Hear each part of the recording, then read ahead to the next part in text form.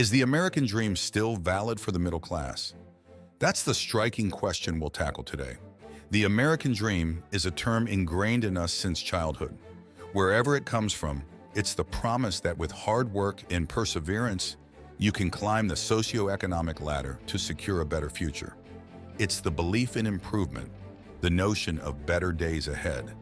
However, for many in the middle class today, this dream feels more unattainable than ever before. Salaries have stagnated, the cost of living has skyrocketed, and the gap between the rich and the poor has dramatically widened. This is the stark reality faced by millions of middle-class Americans every day, and it's what we'll explore in this video. We'll delve into the current state of the American middle class, the challenges they face, and the potential consequences of this crisis for our future. So let's dive into the numbers and see what they reveal about the American middle class. The middle class was once the backbone of the American economy, but now it seems to be shrinking. This claim isn't just a gut feeling, it's a grim reality supported by data. Over the past few decades, the middle class has been steadily dwindling. While in the late 70s, about 61% of adults were considered middle class, today that number has barely surpassed 50%.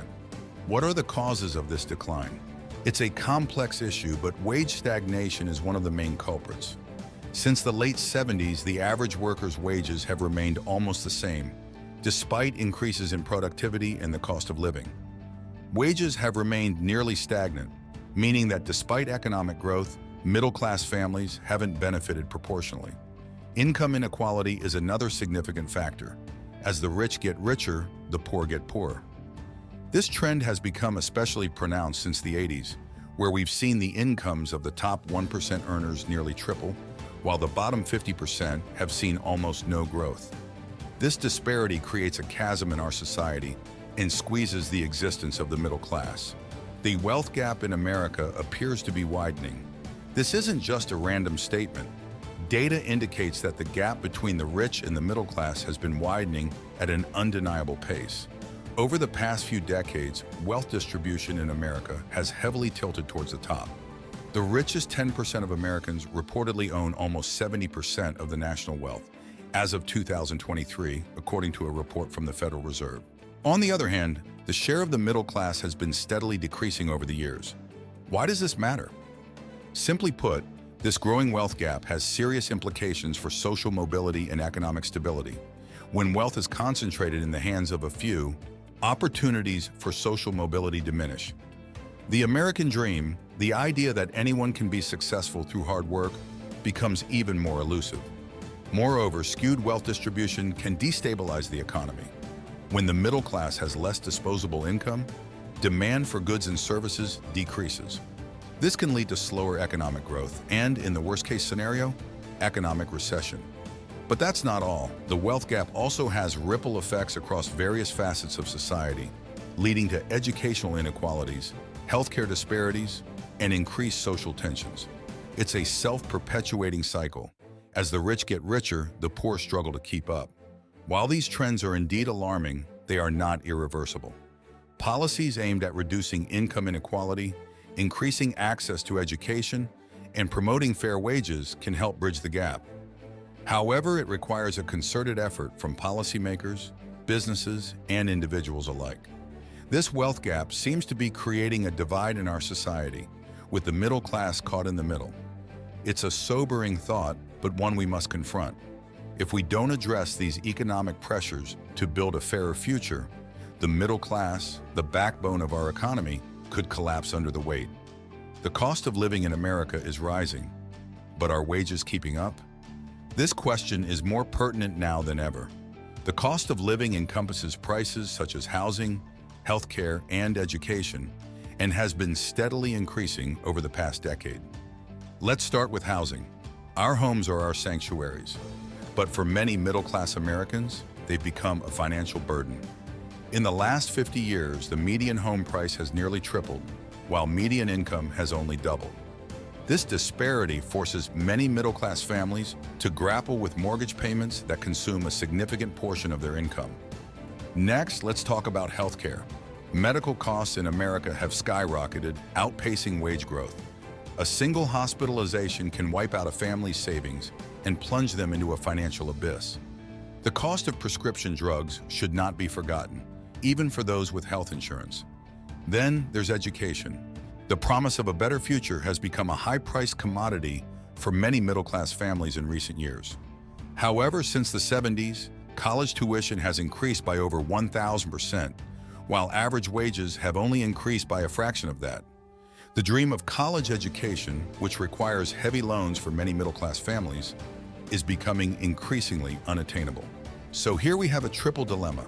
Housing, healthcare, and education costs are soaring at an alarming rate, while wages remain stagnant. This discrepancy puts incredible economic pressure on middle-class families. Caught in a situation where increasing expenses and stagnant income, many struggle to keep up, let alone get ahead. Squeezed between average income and rising expenses, the middle class isn't just an economic issue. It's a matter of our collective future. Middle-class families facing these economic pressures are turning to debt. It's not a choice, but a necessity. It seems like an increasingly inevitable survival strategy for them. Let's talk about student debt first. With the rapidly rising cost of education, many middle-class families are shouldering heavy student loans. However, here's the catch.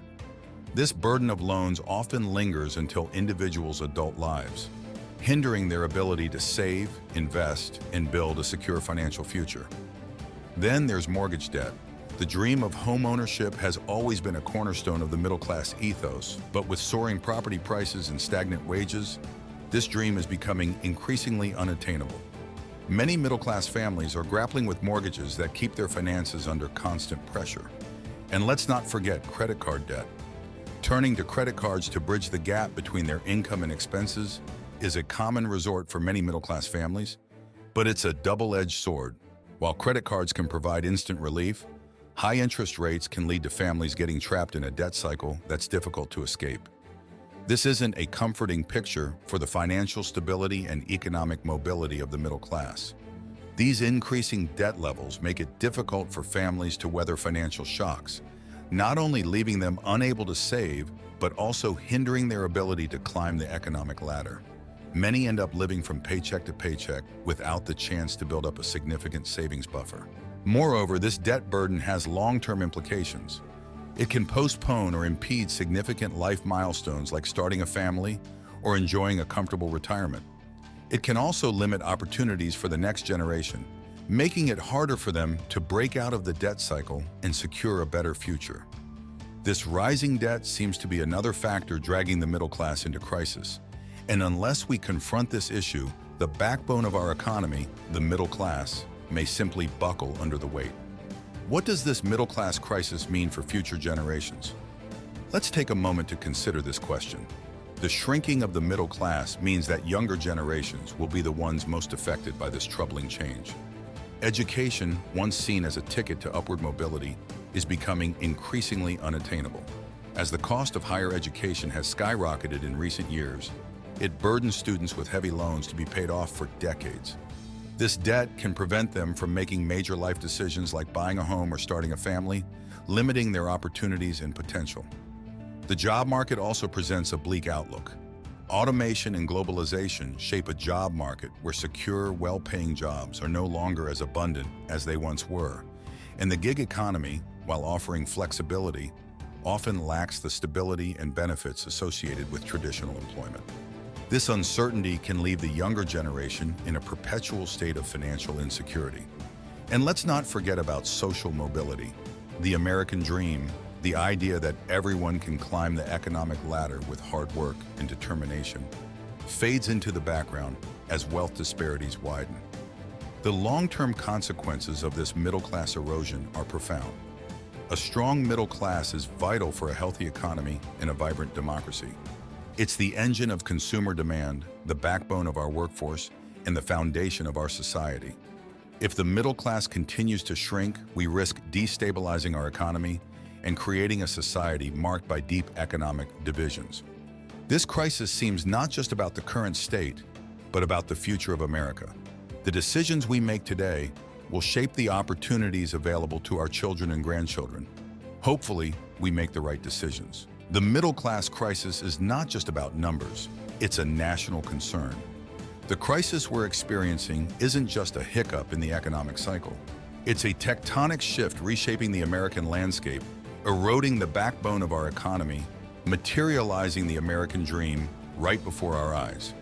Just think, once a vibrant ecosystem of the consumer economy, the middle class is now shrinking, and it's shrinking with economic prosperity and vitality at stake. We're not just talking about a few dollars and cents here, it's about the health and vitality of our economy. But the consequences aren't confined to the economy alone. The middle class isn't just an economic category, it's a social class, a cultural icon, a sign of stability, and a symbol of progress. When it erodes, so does our social fabric and our shared sense of community. We're witnessing increasing social polarization and the rise of a new class divide.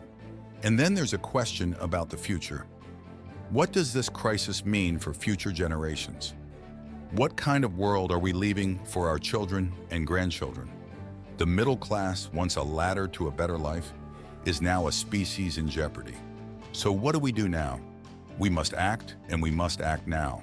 We need policies that promote economic growth and distribution, investment in education, infrastructure, and innovation.